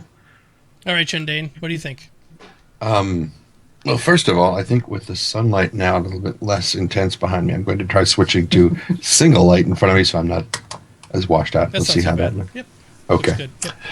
Good. Now I'm not quite as blind when I look at the. I don't feel like I'm in LA and like I'm tanning bad and everything. Just whatever. What were we talking about? I forget. I did too. We're talking about different tab types targeting. Tab targeting, right? Okay. Personally, I have grown rather addicted to Skyrim's method of combat. Yeah. And it requires more skill. I mean, I can see things like magic missiles, if you want to call them that. You know, mentally, you have a target that you're locked onto. And so your missile's going to go to that target. And if your target moves, you're still thinking about that target, and the missile should still follow it. Mm-hmm. So you could theoretically shoot a missile around a corner, kind of. You know, but an arrow shouldn't be able to do that, really. No, that's a good point. Well, that's something, you know, talking about technological limitations earlier, you know, that system existed because of technological limitations. You know, they didn't decide to do that in a design meeting. It was the only way that it would work. But, you know, these days, I think it's interesting now that Trendane's mentioned about the Skyrim combat system and it being more skill based. I do agree with that. You know, after I've been playing more shooters recently than I have been before, and you know, it's something interesting with shooters is it is very much based on the horizontal progression system that, you know, we talk about a lot in EverQuest Next. And I think the reason that works to a certain extent is because it's your actual physical skill. Mm-hmm. You know, obviously the equipment that you have comes into it, but it's your physical skill to be able to move and aim and position that is the deciding factor. It's not the numbers on your gear. You know, obviously your gun makes a difference, but then it becomes, you know, being in the right position to use your equipment effectively, which then, you know, ties into your own personal skill. So it's not, you know, it's not like the computer's doing the work for you. So that actually might be a good way to go if they want a more horizontal system. I can see something sort of in between the two. Like, for example, if you've got like a conical effect on a spell, mm-hmm. and you are, or even if you've got like a crossbow or something, and you're pointing, you know, your character is facing this way and the enemy is here.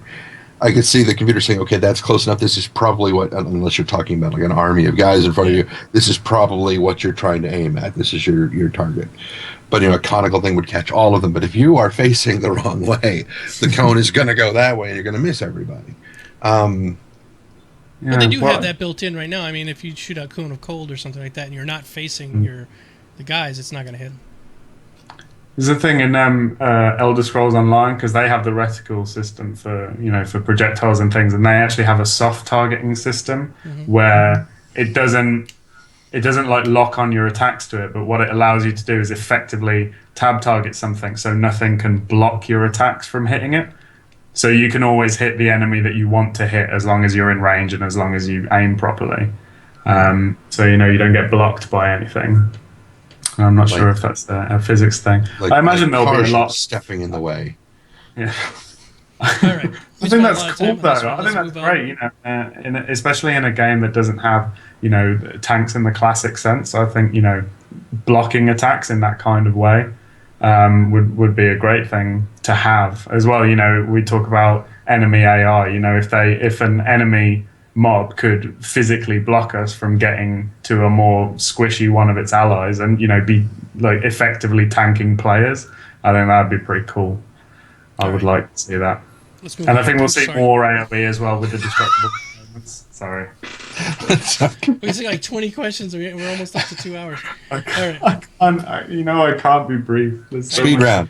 Speed round. Okay, next questions are speed round questions. Okay.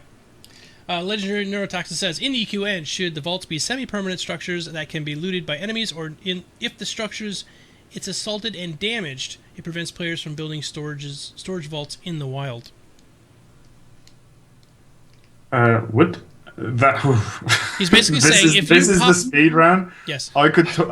I know you probably could talk about this for an hour. Talk for a week about this. Okay, so we're talking about an open world PvP system where you can essentially loot another another faction or another team's items without them wanting to. Like if you I break into suppose the in vault. certain like. Oh. I personally think it's going to be a software type of thing. I think it's just a tie to your account, and even though it's really a vault, it really isn't a vault. Like there's nothing in it, and so for them to be able to break into it, all they're doing is opening up that particular structure. I don't think they're going to be able to rip off anything. What do you think, Trendane? I think if it's damaged, like if it's cracked open, then yes, they should be able to open Steal it. some And stuff. when they do, they see that it's only their own stuff. Ha! Ooh, now that would be mind blown. Yeah, that's problem Angel. solved. All right, so next question. With multiple guilds, depending on how they are separate, be they regular guilds or trade federations type of things, do you expect them to institute a perk system of sorts? Example, WoW.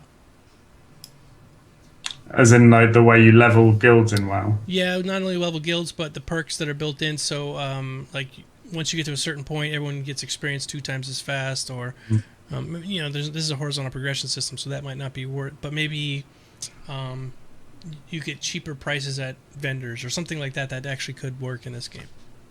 I like the idea of groups having progression attached to them.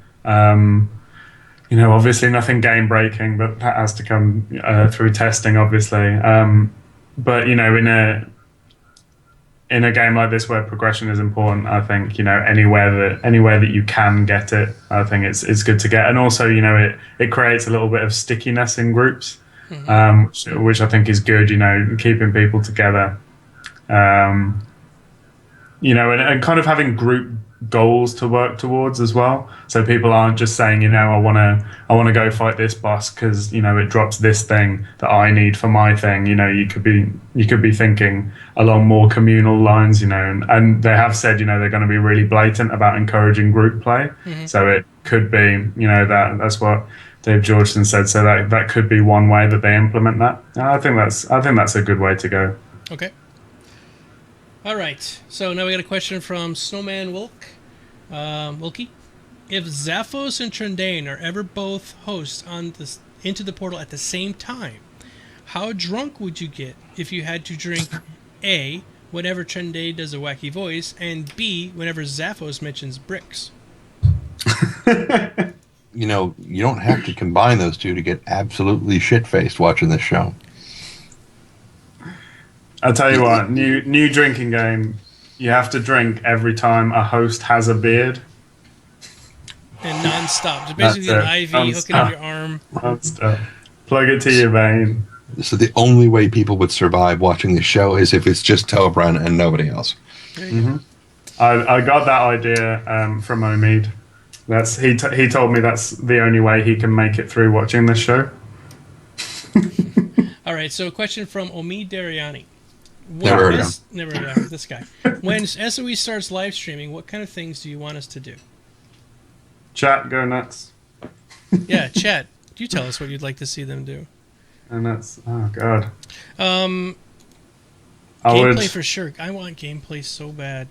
But I mean, okay. So I don't know if Omid and Dex a co-op build on Landmark. Yes. Be live streaming, and you can all be playing like on a plot, and chat tell you what you have to build and how you have to build it. Yeah, that'll work. You say, okay, who's got the best suggestion for us to build? Oh, a statue to Omid, and then everyone just starts doing it on the chat. What are you holding your mouth for, Trendane? He's holding his mouth over there for some. He's scaring me.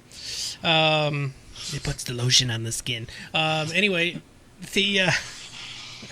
I think like if they're talking about recently, like when they're going to start doing it, we just want to see something with the gameplay. I know you probably can't, but if anything, even if it's just your character, you don't have to be fighting anything. Just run across the desert for an half hour. I mean, seriously, that alone would be so great.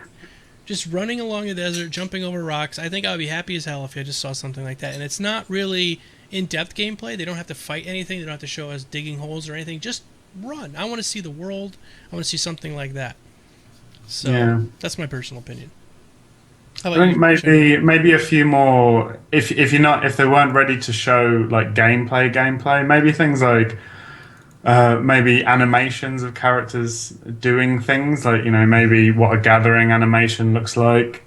We've seen some heroic movement across the surface of the world. Maybe we could see some of that underground. That'd be quite cool through a cave or something. A few more character animations things. Maybe even if it was just more concept art for different races or work in progress models. I think people would really appreciate just seeing. Any sorts of bits and pieces. Afixes33 says SO emote roundtable. Absolutely. It doesn't have to be the new one. Just get you three or two of you guys get on there with SO emote, stand in some place as Froglocks like I did on mine, and just do a whole roundtable talking through SO emote. I think people would be really excited about that. I do.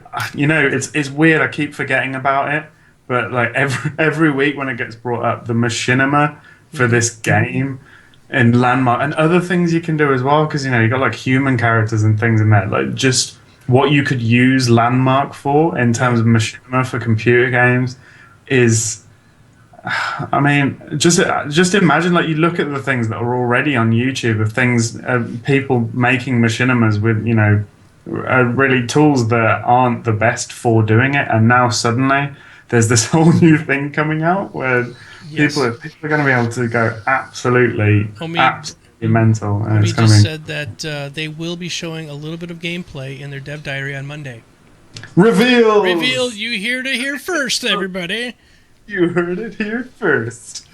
Thanks, that's Omid. fantastic. That's really great news. I so want that so bad. Omid, I've used the same footage 450 times in my videos. I just want something new. Well, this is, I imagine, the video that Terry Michaels was working on in Dave Georgian's tweet the other day. Now's the appropriate time to pour the thing in the bottle there. Trendane. Just peeing himself.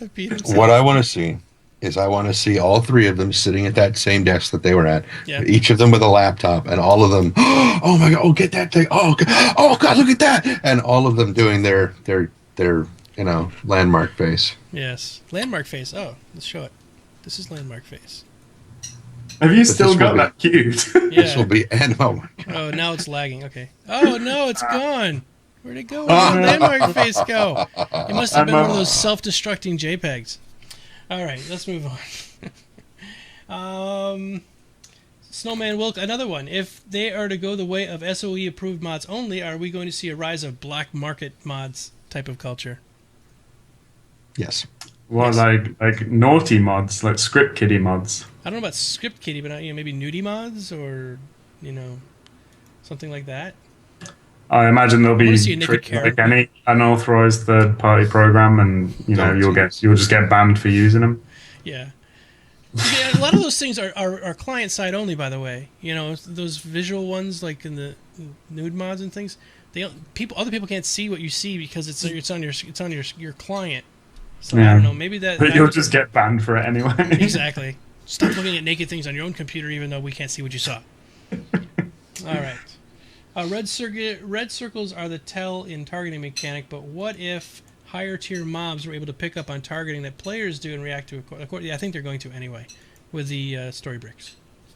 Is what I'm getting from that.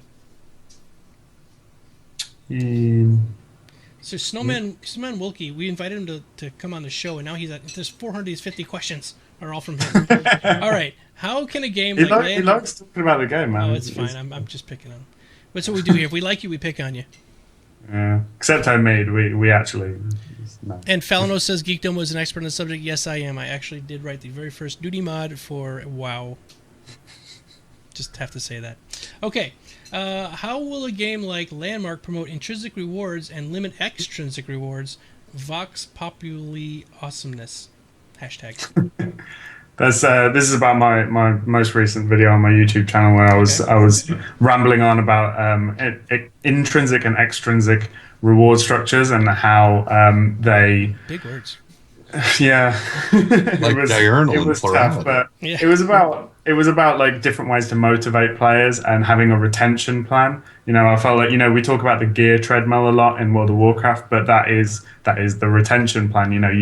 You get experience and you level up, and that leveling up makes you feel good, and then you get to max level and you get good gear, and getting that good gear and that progression makes you feel good. And all those are extrinsic rewards that are being given to you, and it's that kind of breadcrumb trail, and that it gets referred to as the Skinner box a lot of the time, that keeps you running on that treadmill because you want that hit, that feeling of like progressing.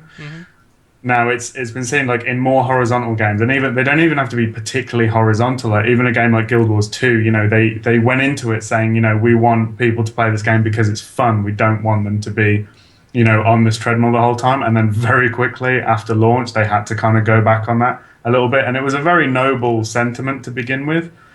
But in terms of player retention, if you do something 100 times, even if it is fun 100 times, 3 years later, are you still going to be doing it for the... I started playing WoW every once in a while. I start playing it again, and I keep thinking, oh, look, I'm in Durotar, and I'm just start leveling. And about level 3, I'm like, I hate this game so much. Oh, my God. It's all bad. Yeah. All right, let's move on. So out. Okay, next question's for Trendane.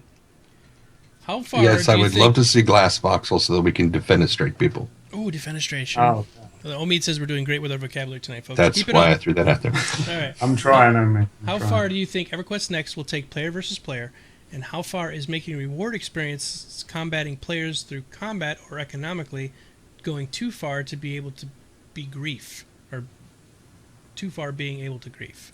So basically, I think he's saying, what point does it turn in from sort of a okay thing to do to where it's just pure griefing because you get more points by killing players? That's very subjective. It's very hard to answer. Every individual player is very, very different. They all have different tolerances as far as what they're willing to take and what they're not. Yeah. For me, I can handle being griefed for about 10 to 15 minutes. And at that point, I'm like, you know what? I have tried to mine this damned piece of cotton or whatever. I don't know why you would mine cotton. But it's really hard, heavy-duty cotton. Iron cotton. In the usual style. Yeah. Yeah, the usual way you mine iron. In the usual way. How don't you do it? But yeah, I mean, it's very subjective. Every player is going to be different. Yep. So it's hard to answer. All right. It's weird. I love open world PvP, but I hate PvP flagging in games. I think it is silly, and I think it's a system that doesn't really work. I like open world PvP areas within games because it gives people an area to do it, and it makes the PvP players and the PvE players on the same server. And I did a video about this as well, actually. But if you can link those people together and make them important to each other, so you can the PvP players are useful to the PvE players, and vice versa. You start getting kind of crossover and bleed and social interaction between those two, and maybe then you start getting people engaging in activities they might not normally do. But having said all that, being griefed in that way is incredibly annoying. If you didn't sign up for it, which I think is where the PvP flagging thing came from. But at the same time, I think it encourages grouping.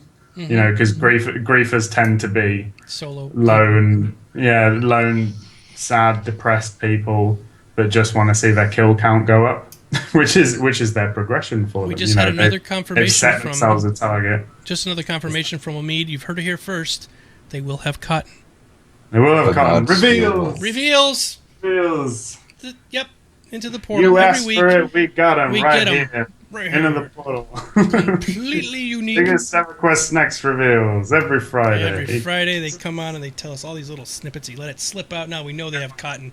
Come on. That's what I loved about Vanguard is I would start harvesting jute and then I would move on to cotton. I loved it so much. And flax. Cool. What I like to do for open world PvP is just build my character around killing the roamer characters, like the solo player killer characters. You just create like the build that destroys them, and it is hilarious. In Guild Wars 2, I made a Mesmer that was like the backstab thief's worst nightmare. It was so much fun watching them kill themselves over and over and over again. On your Yeah, fake- on it's your just fake just characters? running around. Like I'd love it. Like if I was just on my own, I was waiting for my friends to log in or whatever. Like I'd just run around in this build and like just wait to for thieves to try and gank me and just immediately wreck them. And they had no idea what was going on. It was hilarious. Sheep are made of meat. Next question.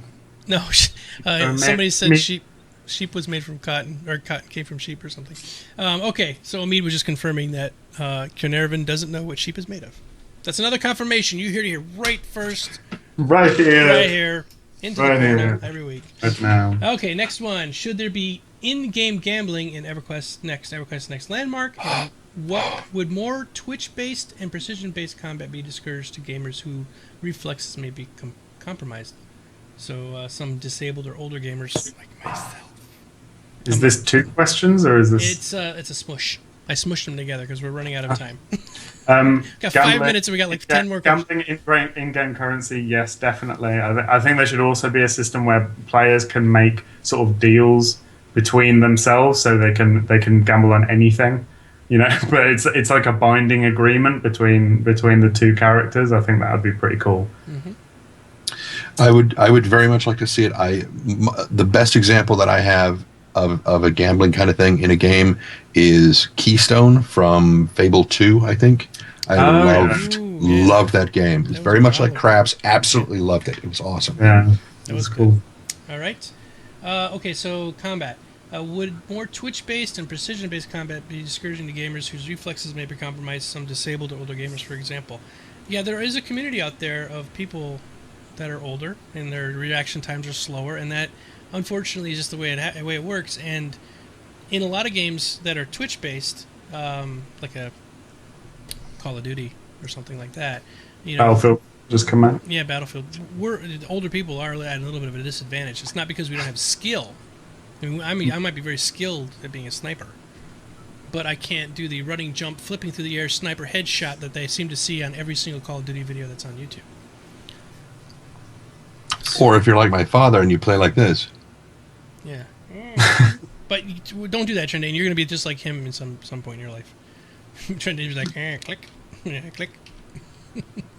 I think in MMOs, especially in games like this, the time to kill is high enough that sort of takes a bit out of it. I think the trick from a development standpoint is putting enough different play styles in.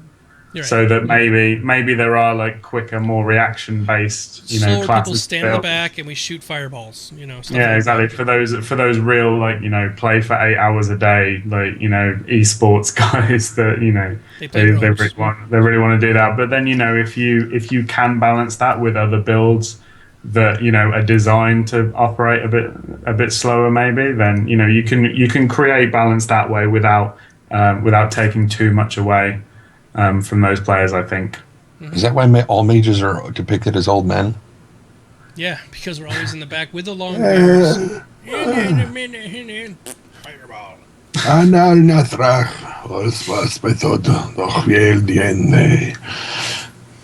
That's from Lord Next of the Rings. No, it's not. Next question. No, it's from Excalibur.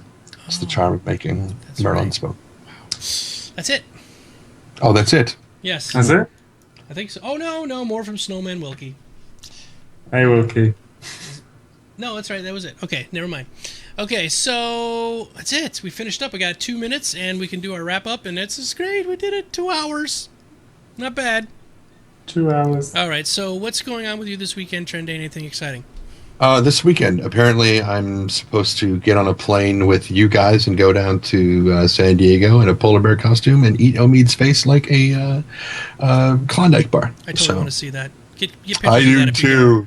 I do too. Okay. No, this week I think we have a big furry costume dance thing in San Francisco. We have one every month. Then. Oh, there's always pictures of it. Right, good. If you just look up San Francisco Frolic, you'll find it. I want to see a bunch of landmark face in all the pictures. Doubtful, but no, I think I'm hopefully going to be able to do more voiceover recordings this weekend because it's been rather loud around here, what with Halloween and all. Mm-hmm. My next big thing, I think I'm going to try to do the voice for Iron Cotton.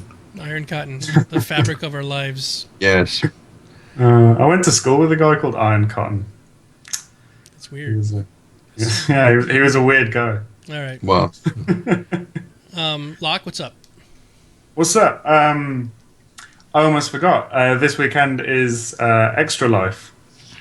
If you go to EQ Nexus, you can get all the Phantom X has just put it in chat as well. Yep. You can come along. You can win stuff that SOE's been kind enough to donate, along with other companies as well. There's Steam keys. I believe there's Nagi hats involved as well.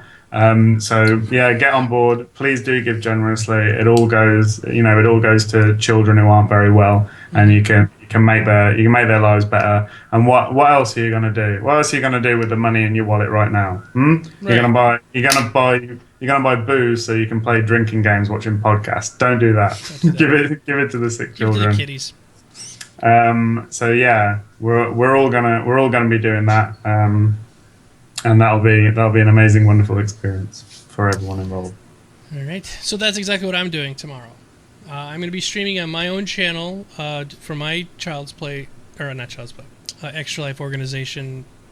I'm with a different one. I do want to help out with the EQ Nexus guys, but I've already been assigned to another one. So I'm doing mine on my channel, and I'll be doing that most of the day, giving away keys. And I'll be on N4G's channel, giving away all kinds of Steam keys. We have Hearthstone beta keys. We have a bunch of other keys to give away. So it'll be great. So if you guys want, just hop around and join the different chats. You got Hearthstone keys. I do. Where's my Hearthstone key? Sorry, man. Oh, you're gonna give them away just to help some kids. Yeah, I'm help some kids. here. oh, You were just don't- talking about buying booze. Week in, week out, I'm sitting here. You got Hearthstone keys. I guess we see where your priorities lie. To kids. I am kids. joking. For everyone on the internet watching this, that was a joke. Yeah, he has to clarify Go that. donate lots of money to the charity. Try and win yourself a Hearthstone key. Yeah, definitely. So anyway, that's what I'm doing this weekend, and I guess that's pretty much it. My whole weekend's going to be tied up doing this kind of stuff. and the clocks go back. and the For those clocks of go us in back. America. Yeah, we're going back an hour. England's already there, so it's actually Yeah. over lock. Yeah, cause some confusion today. That's why he's rambling on so much, because it's Yeah. early for him. I'm still wide awake. Let's go. Let's do another hour. Another hour? Sure. I could do that. I smell I rice, but I can't. could do that. I literally cannot. No All right, worries. so everybody follow Trendane on Twitter. He is at Trendane. Everybody follow Locke on Twitter. He's LockSixTime. And don't follow me because I tweet a ton. And you're just going to see a lot of stuff. Like, I probably do like 40 to 50 tweets a day. And I don't mean to be so prolific, but there's all these geeky news I think is great. And I'm like, let's show that one and let's show this one. And then, of course, I talk with people and those are tweets. So, yeah. And, yes, this will be available on all of our channels to watch. On YouTube. On YouTube. And Trendane's is just Trendane. Locks is LockSixTime. And mine is Geekdomo. It's all pretty easy to remember. Pretty simple. But I just got in a beta for SoundCloud, and I'm going to be having this available as a audio-only format on SoundCloud. I won't be able to do the older ones, but from this point on, I think I can probably put them up on SoundCloud. So, yeah. And I probably realized that the audio might not have been the greatest here tonight. I will take in and edit out the audio, make it a little better sounding when I do the audio-only version. So you might hear this as sounding a little bit better on SoundCloud. All right. I guess that's it, everybody. Well, I really want to thank Omid and Dexella for calling in tonight. That was not expected. That was just totally on the fly. And next week, if they want to do it again, I will have the phone thing fixed for next week. So maybe we can send you guys some questions that you can have ahead of time, and we'll do that way. So it might be a little bit easier. Okay. Well, it sounds like we're going to have a hell of a lot to talk about next week. So Yes, because they're gonna announce beta next week. If they want to give their input, 6-hour show next weekend. they're very welcome. Especially since they're not going to be live streaming themselves next week. Maybe this will be a good place to come back. Yeah, exactly. Just saying. Just saying. Everybody come back next week. We're here. We're going to try to do this every single Friday at 5 p.m. Eastern. What time in England is it for you? It is 11 p.m. Ooh. in So 9 p.m. your time. London time. Queen GMT. Queen time. Queen time. And then out there in California, Trendane, what time is it for you? Oh, it's Queen time here too. Yeah, All But day. it's actually 2 p.m. 2 p.m. 2 p.m. All right. So thanks a lot, everybody. We will see you all next week. And until next time, see ya. Be careless.